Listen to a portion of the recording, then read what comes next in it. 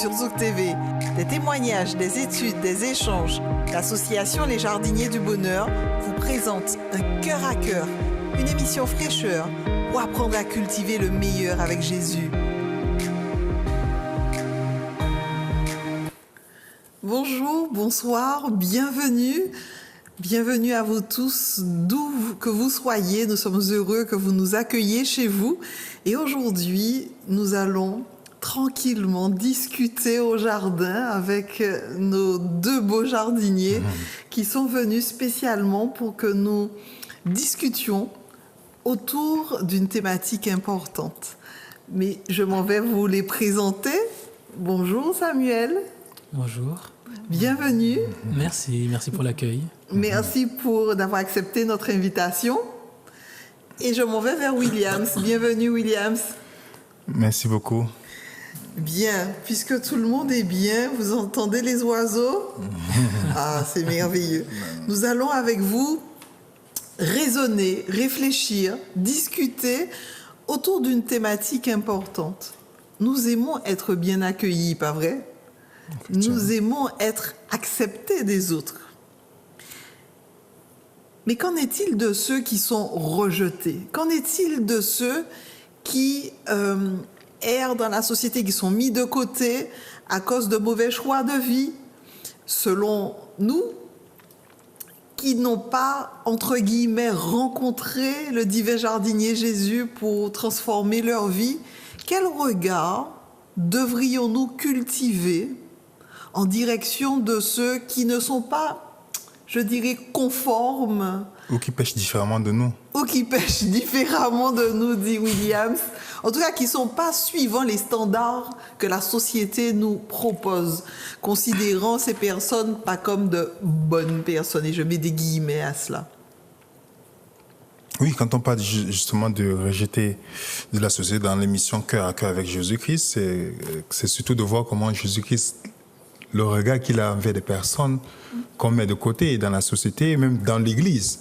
Vous savez, il y avait le phénomène où on voit comment la façon que les gens qui pêchent différemment que d'autres membres d'Église sont traités. Je pense par exemple des homosexuels, les lesbiennes, les voleurs, les adultères, les gens les alcooliques, comment dans notre, même sans se rendre compte, on a toujours un regard un peu différent. On pense qu'ils sont mis à part et tout cela. Et ce qui fait que maintenant, on doit se poser la question, qu'est-ce que le Christ, ou comment le Christ avait l'interaction avec ce type de personnes?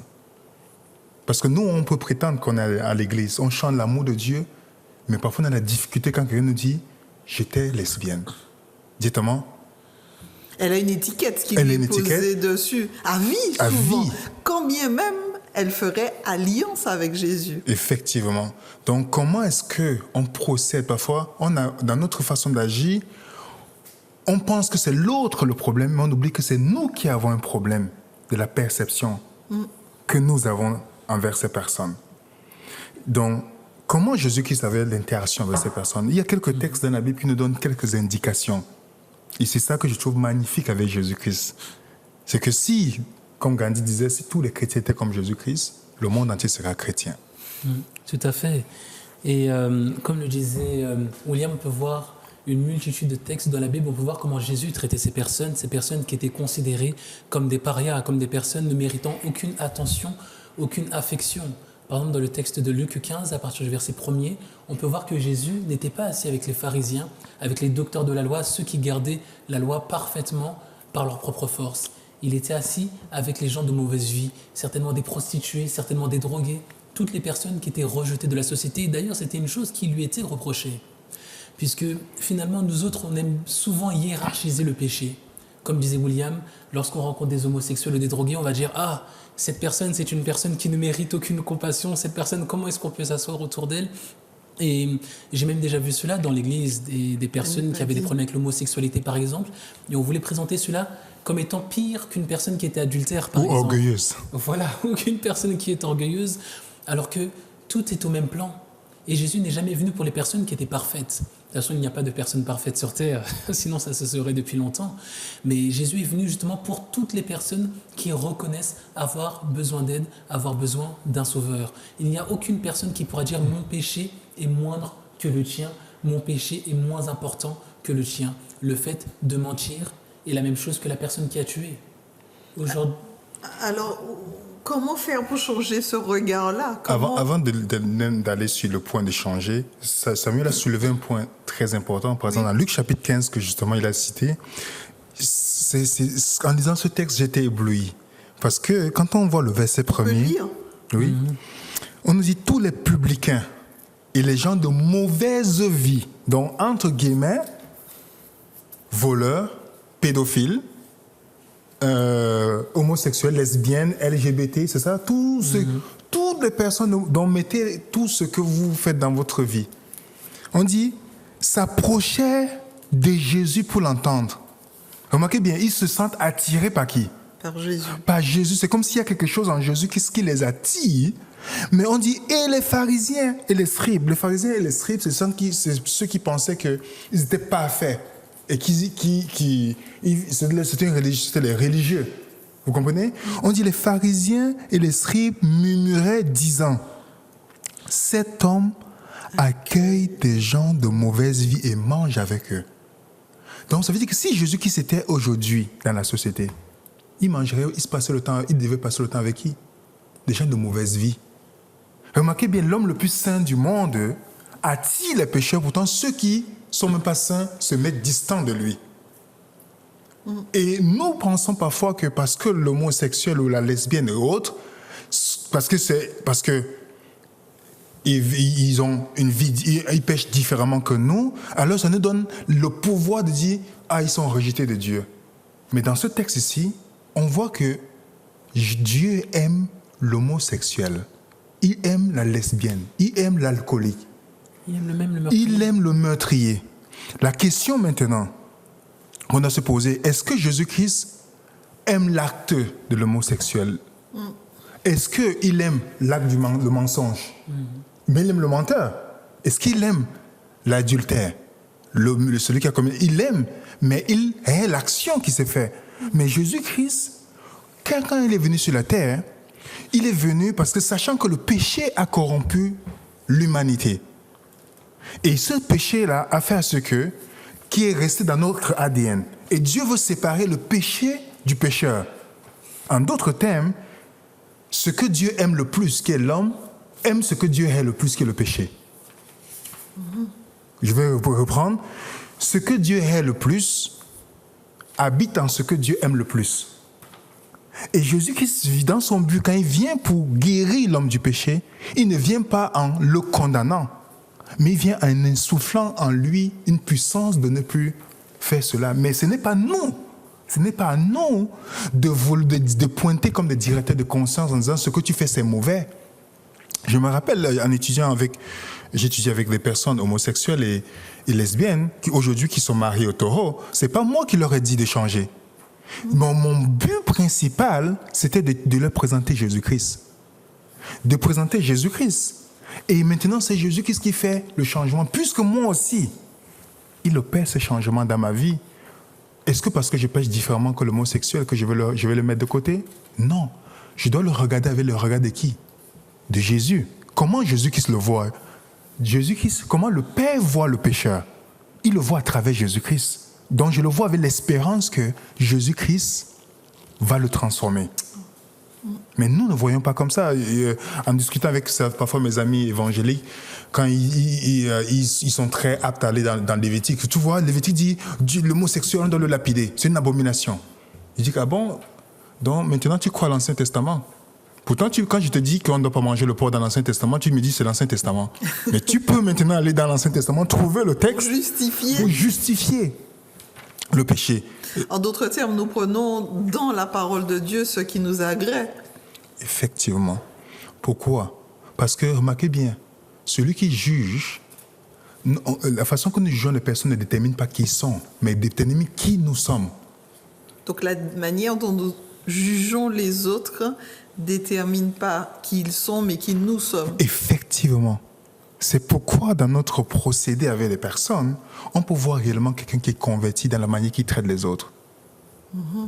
Si je sais que je suis racheté par le sang, seulement par les mérites de Jésus-Christ, vous pensez que si je vois un pécheur, quelqu'un qui est tombé autour de moi ou qui est dans la pratique du péché, c'est le moment où il doit être proche de la personne, pas être loin de la personne. Si réellement je sais que je suis sauvé par les mérites de Jésus-Christ. Samuel, les rejetés de la société, comment donc nous aider mutuellement, puisque nous sommes là pour nous apporter, nous entraider, nous soutenir, à changer ce regard, cet élan du cœur où nous hiérarchisons le péché, nous hiérarchisons ce que nous préférons ceux qui sentent bon, ceux qui sont politiquement corrects, acceptables, des notables, des personnes qui occupent des fonctions nobles et qui peuvent nous être utiles en cas de besoin, mais pas des inutiles. Bien, je pense que la seule manière que l'on a de pouvoir changer notre manière de voir les choses, d'agir d'une manière qui soit juste et qui soit équitable avec tout le monde, c'est simplement de prendre l'exemple de Jésus, comme nous l'avons dit. Puisque moi-même, lorsque j'étais plus jeune, lorsque j'étais dans les églises, toujours j'entendais parler par exemple de femmes qui étaient adultères. Parfois on me dit oui, telle femme, c'est, pardonnez-moi l'expression, mais c'est une prostituée, elle a trompé son mari, elle a fait ceci, elle a fait cela. Et vous voyez, par exemple, j'ai une histoire où j'ai entendu toute ma vie pendant une dizaine d'années, en tout cas, qu'une femme était une femme très mauvaise, qu'elle avait trompé son mari. Mais le truc, c'est que personne ne s'était jamais soucié de savoir quel était le contexte, qu'est-ce qui s'était passé dans leur couple, et finalement de savoir comment ils auraient pu aider ce couple. Puisque finalement, un jour, cette sœur est venue me raconter son histoire. Ce n'était pas prévu et je ne savais pas. Et finalement, je me suis rendu compte que la personne dont on m'a parlé toutes ces années, la femme qu'on a qualifiée de prostituée toutes ces années, était cette femme que j'avais en face de moi. Et finalement, je me disais, mais est-ce que ces personnes se rendent compte à quel point ils ont brisé le cœur de cette femme ? Puisque si cette personne n'était pas solide, si cette personne, Dieu ne l'avait pas renforcée, finalement, elle aurait pu laisser tout tomber, la personne aurait pu partir en dépression et la personne aurait même pu aller jusqu'au suicide. Absolument. Souvent, on ne mesure pas la portée de nos paroles, la portée de nos actes, la portée de toute la tension que l'on peut mettre sur les personnes lorsqu'une chose pareille se porte. Surtout, je dis pire encore, porter un jugement tel sur quelqu'un modifie le regard des autres sur cette personne, avant même qu'elle n'entre en contact avec l'autre personne, compte tenu des rumeurs, compte tenu de la perception, même ça fausse la relation qu'elle pourrait avoir d'empathie peut-être avec son entourage. Je peux vous donner un exemple. Par exemple, on a l'exemple de l'apôtre Pierre, qui était un apôtre zélé, qui disait toujours « Si tout le monde t'abandonne, Jésus, moi je serai toujours avec toi. Eux tous là, ils vont t'abandonner, mais moi, aie confiance en moi, je serai toujours présent, je ne t'abandonnerai jamais. » Jésus lui dit « Avant que le coq ne chante, tu vas m'abandonner, tu vas me renier 3 fois. » Le gars « Non, jamais, jamais. » Ça se passe en effet, il a renié Jésus 3 fois. On pourrait se dire « Mais c'est un traître, c'est un lâche. Il a menti 3 fois. » Et s'il était dans l'église aujourd'hui, on devait le radier. Non, totalement. On va dire, mais cette personne n'est pas digne de faire partie de l'élite des personnes que Jésus a formées pendant 3 ans. Ils ont dormi ensemble, ils ont mangé ensemble. Ça a du sens de manger et de dormir avec des personnes. Et finalement, lorsque Jésus le voit après sa résurrection, il ne lui fait aucun reproche. Il ne lui dit pas, oui, tu m'as trahi, tu m'as déçu. La seule chose qu'il trouve à lui dire, c'est, je te fais encore confiance, paie mes brebis. Et finalement, c'est là où on voit la différence entre la manière dont Jésus traite les personnes et dont nous-mêmes, nous traitons les personnes lorsqu'ils sont différentes, les personnes qui se retrouvent face à nous.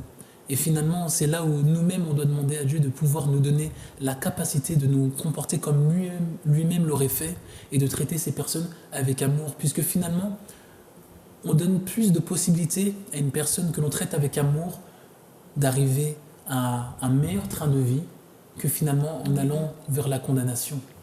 Parce qu'on voit aussi dans ce que Samuel dit, la Bible dit que Dieu est amour.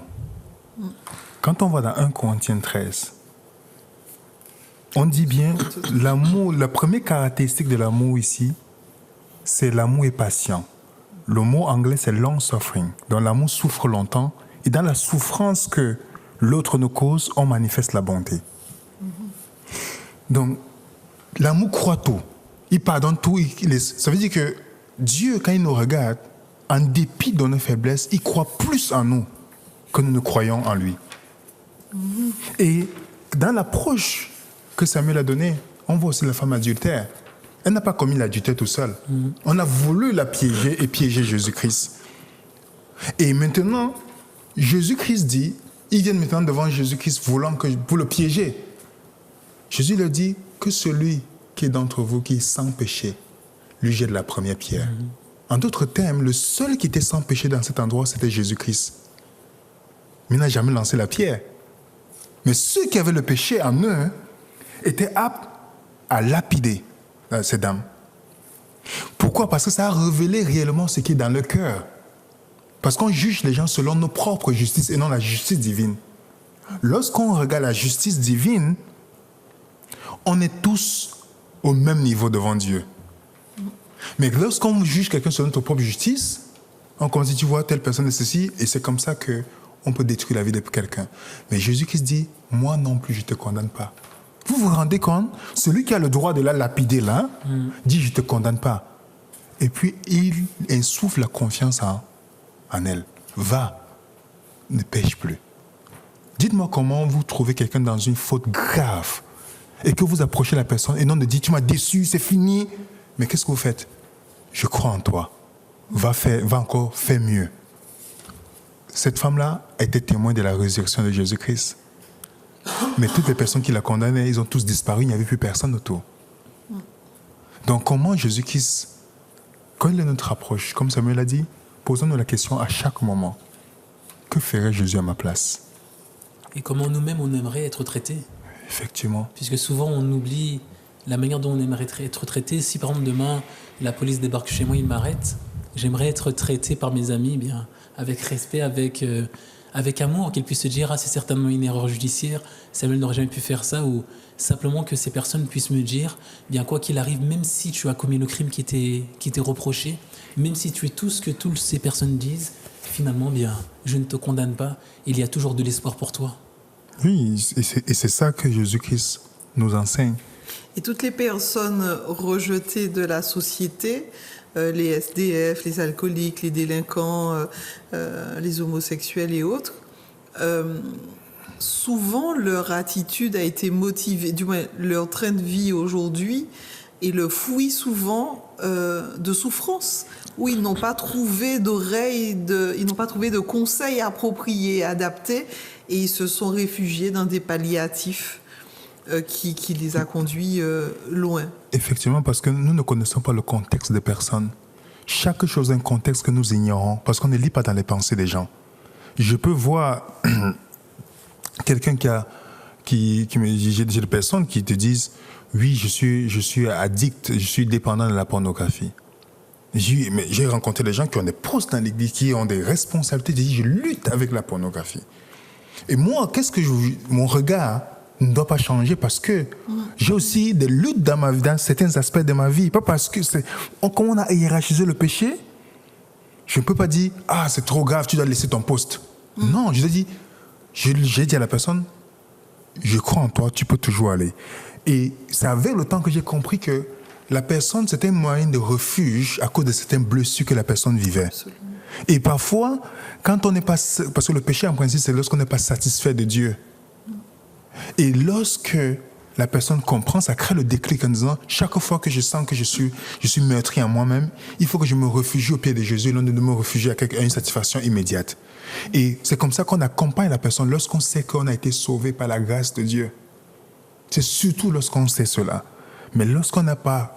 C'est pourquoi vous pouvez voir un chrétien racheter de la manière qu'il traite les autres dans l'église ou autour de lui.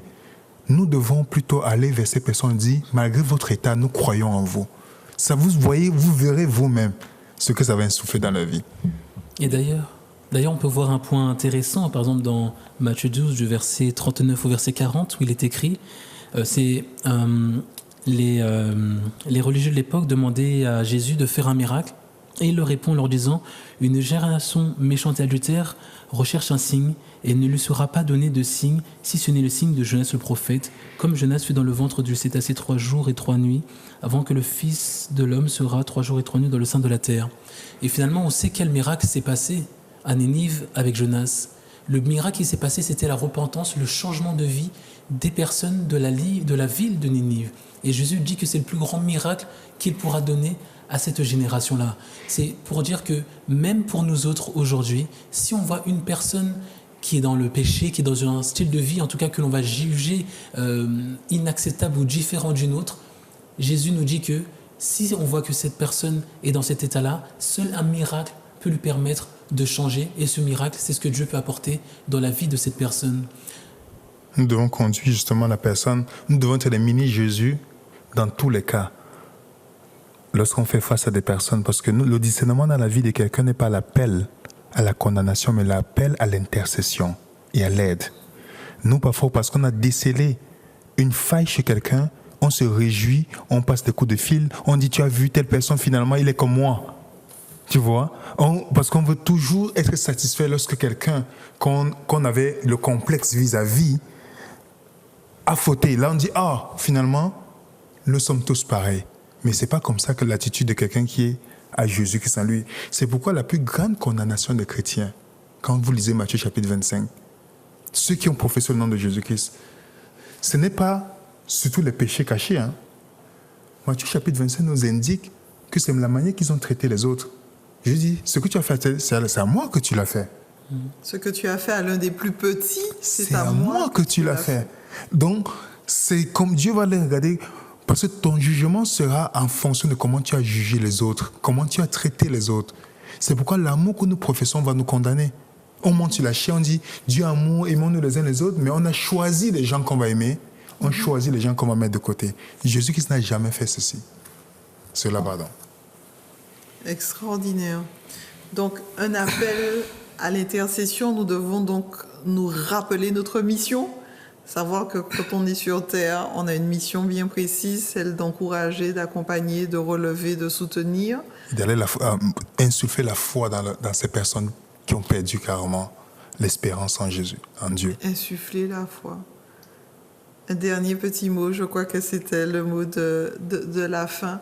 Pouvoir insuffler la foi, donc on va appeler ça la confiance. Effectivement. Leur dire, oui, c'est encore possible d'avancer, c'est encore possible de réussir. Il y a toujours espoir. Oui. Il y a toujours espoir. Ta valeur ne se mesure pas à ce que tu portes, au regard que les autres ont de toi, mais ta valeur se mesure dans le sacrifice de que Jésus-Christ. Jésus a consenti à faire pour toi à la croix. Il a cru en toi. Il a cru en toi. Et je crois que il croit en toi. Il continue à croire en chacun. Là où nous nous trouvons, il dépose sa semence de confiance en disant, j'ai misé sur toi, persévère.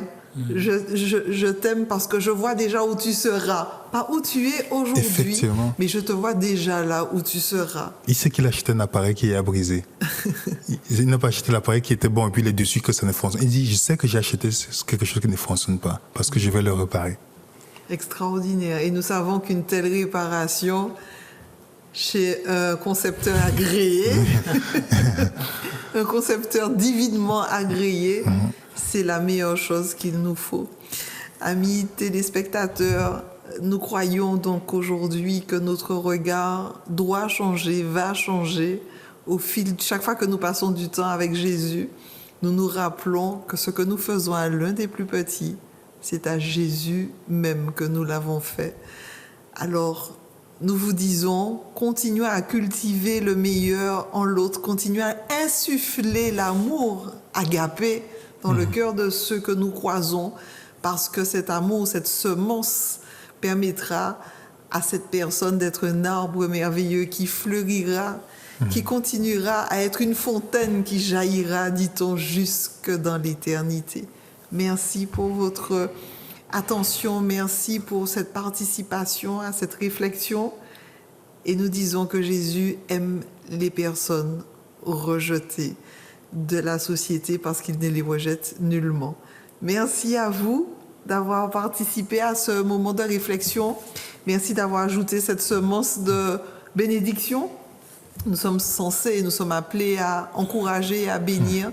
Merci les jardiniers du cœur. Et nous vous disons à bientôt pour un prochain Cœur à Cœur avec Jésus. Merci Hervé, merci François pour la mise en onde. À bientôt. Sur Zouk TV, des témoignages, des études, des échanges, l'association Les Jardiniers du Bonheur vous présente Un cœur à cœur, une émission fraîcheur pour apprendre à cultiver le meilleur avec Jésus.